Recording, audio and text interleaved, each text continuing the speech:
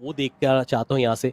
पहला राउंड होगा आज के हमारे इस टूर्नामेंट का, बट ये क्या आईक्यूओजी और गॉब्लिन निकाल दिया गया है, मौका तक नहीं दिया, लेकिन थंडर का प्रहार रिटेलिएशन की तरफ से देखने को मिलता नजर आया। और साथ ही साथ वहां पर आरू का कंफर्मेशन भी, तो मतलब आसपास जो टीम्स जा रही एक दूसरे के अगेंस्ट पे, ये देखने वाली बात है कि अगर आपके पास रिकॉल फैसिलिटी उपलब्ध है उसका आप पूर्ण उपयोग जरूर कीजिए।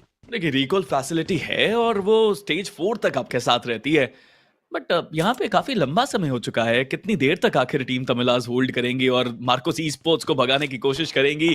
अब जोन में जाना ज्यादा जरूरी, बट दूसरी तरफ एक और फाइट की शुरुआत यहाँ पे हुई है। ओरांगुटान के सामने टीम आईक्यू सोल की चुनौती है, दोनों टीम्स यहाँ पे, बट अब 8 बिट वो भी ज्यादा दूर नहीं। जूसी का स्प्रे, लेजेंड को डाउन किया गया। बट क्या यहाँ पे आईको 8 बिट आक्रमण करना चाहते हैं? थंडर तैयार अपनी गाड़ी के साथ और गाड़ी में अपने साथी को बिठा के आगे जाने की कोशिश, बट आईको 8 बिट तेजी से उनका वार भी आया और वो नेड कमाल साबित हुआ। रेडन तेजी से वो भी आए, बट सारंग अपने सारे रंग दिखाते हुए, बट गॉब्लिन एक 1v2 उनके सामने इमीडिएटली आता हुआ। जीतना बहुत मुश्किल, तीसरा प्लेयर भी आ गया और दो तरफा वार में गॉब्लिन वो भी कुछ नहीं कर पाए। आईको 8 बिट का वार और टीम सोल थोड़ा सा बैकफुट पे गए, but again that recall feature जिसके बारे में हम बात करते हैं, उसका फायदा मिला उनको। जी हाँ, देखिए जोकर वहां पर तैयार बैठे हुए थे ऑलरेडी। एंड स्पिरो आज हमने देखने को मिला है कि बदलाव चल रहे हैं हर मैप के अनुसार। अभी हमने इससे पहले जोकर को प्लेइंग 4 में देखने को नहीं मिला था, लेकिन देखते हैं कि यहाँ पर ये जो अभी के लिए स्ट्रेटेजी चल रही है नकुल के द्वारा, ये कितना कारगर साबित होगी। प्लस K9 के जो खिलाड़ी वो भी आए थे, K9 सोचने आई थी कि यहाँ पर फायदा उठाया जाए, लेकिन अभी के लिए उनको भी होल्ड करने पे मजबूर किया गया। जी हाँ, दूसरी तरफ आईको सोल एक अलग बैटल की शुरुआत उनकी होती हुई। विक्टोरिया सीमस वर्सेस एमई, उनकी फाइट की भी शुरुआत हुई है। गमला बॉय को बाहर किया गया है। के मैच में थोड़ा स्टेबिलिटी देखने को मिल रही है प्लेयर्स की तरफ से, बट दूसरी तरफ आईको टीम तमिलाज जो इतनी देर से जोन के बाहर थे, वो जैसे ही जोन के अंदर आए तो लेजेंड के द्वारा उनको एक तोहफा तो जरूर दिया गया। डाउन हुए हैं ड्रैगन, बियर्ड बाबा भी यहाँ पे डाउन। थंडर का वो थंडर स्ट्राइक आईको सोल के कंपाउंड में आके हमला करने की कोशिश, but legend is there, he is ready. और रिको बचे आखिरी खिलाड़ी जिसके पास कोई जवाब सोल का नहीं। लीजिए 8 फ्रैग्स, लीजिए शुरुआत, एक कमबैक तीसरे मुकाबले में आईको सोल की तरफ से।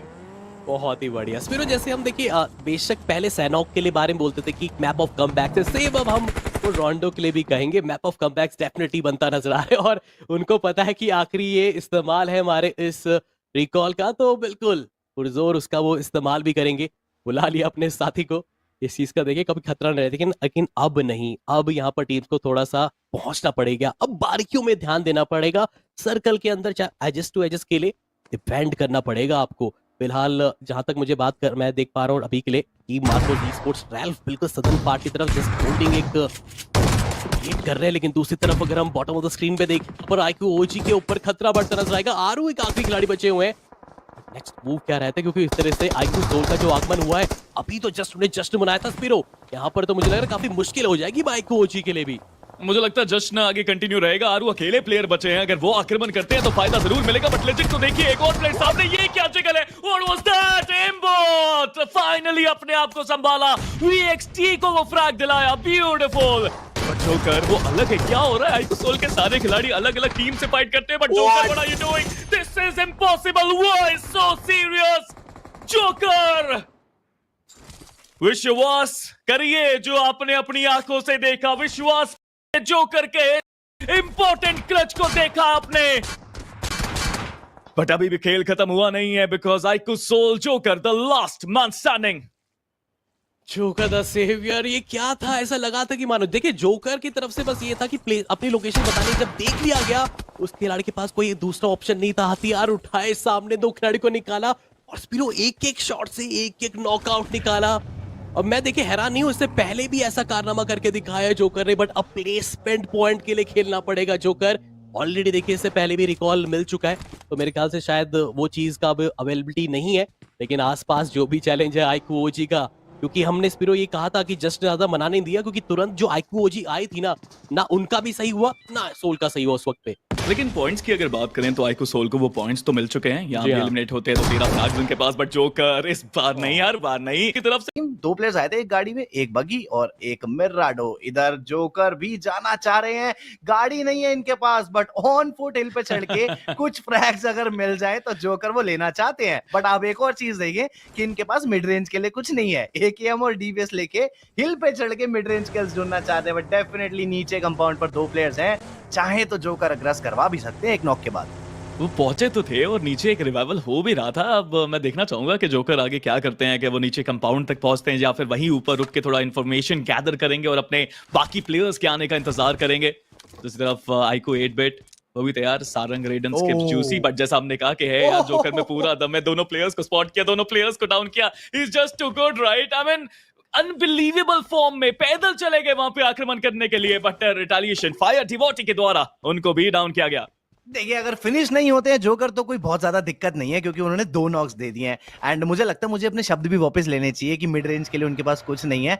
जब जोकर के हाथ में एक असॉल्ट राइफल हो तो क्या मिड और क्या क्लोज, रिवाइवल तो यहाँ पर आराम से मिल जाएगा। बट एक प्लेयर को प्रेशर बनाते रहना चाहिए, बिकॉज एक नहीं 2-2 प्लेयर्स नॉक करें जोकर ने, एक तो फिनिश भी कर ही दिया है, इजीली रिवाइवल भी मिल जाएगा। और सारेक्स भी रोड क्रॉस ही हैं, तो इन्हें भी शायद रिवाइवल ना ही देने आए आर्यन। तो मैं कह सकता हूं कि आइकू सोल को शायद 2 सेफ फिनिशेस मिल चुके हैं, ठीक ठाक लूट, अच्छी गाड़ियां, बढ़िया स्पेस।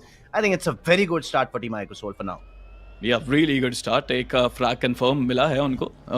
दूसरा फ्रैग देखने वाली बात है, 2 उन्होंने नॉक किए थे, एक कंफर्म किया था, वो भी मिलना चाहिए। काफी दूर चले गए वो प्लेयर रेंगते रेंगते, बट आइको सोल के बाकी प्लेयर्स अब आ चुके हैं एंड देखने वाली बात रहेगी कितनी तेजी से वो अब इस आक्रमण को कंप्लीट करते हैं। आरआई साइरैक्स नीचे हैं, अभी भी अपने बाकी साथियों का इंतजार, बट आइको सोल आई थिंक अब उनको पता है कि यहाँ पे और कोई नहीं आएगा। साइरैक्स का फ्रैग कंफर्म हो जाएगा, 2 फ्रैग्स के साथ एक अच्छी शुरुआत। अब क्या किया जाएगा? क्या बचे हुए प्लेयर्स को हंट करने की कोशिश है? क्योंकि आगे तो जा रही है आइको सोल की गाड़ी, लेकिन आई थिंक जो इनके ओपोनेंट्स हैं वो भी काफी स्मार्ट, काफी पहले ही दूर चले गए। TX वो थोड़ा सा बैकफुट पे जरूर गए हैं, उनको भी यहाँ पे बेहतर करने की जरूरत। दूसरी तरफ आइको सोल लेजेंड, उनकी तरफ से आक्रमण और आर्यन को डाउन किया गया। टाइम जरूर लिया टीम आइकू सोल ने वाटर सिटी के उन 2 प्लेयर्स को पिक ऑफ करने में, बट ठीक है, जोन देखना एक गलत डिसीजन बिल्कुल भी नहीं था। जब देखा कि जोन दूर चला गया तो पहले अपने 2 फिनिशेस वो सिक्योर किए जाने वाले हैं। गॉब्लिन कहीं ना कहीं फिनिश ऑफ शायद हो चुके थे, मैं देखना चाहूंगा उसमें क्या अपडेट रहता है। बट आर्यन अभी नॉक्ड है और डिवोटी के हाथ में रहेगा एक मौका, जहां या तो वो क्लच करें, आर्यन को भी बचाएं और अपनी टीम के लिए पॉइंट्स लाएं, और या फिर टीम आइकू सोल को यहाँ पर पॉइंट्स मिलने वाले। स्पॉट तो वैसे कर लिया है जोकर, काफी काम। देखें आप ओपन में भी खड़े थे, फिर भी पीक नहीं थी, जानते हुए कि वो प्लेयर ओपन में है। और ये नेड लेजेंड का टीम वर्क, इस टीम का नीचे से अटेंशन ली जोकर ने, ऊपर भेजा, मजबूर किया और घुसते ही आया वो ग्रेनेड।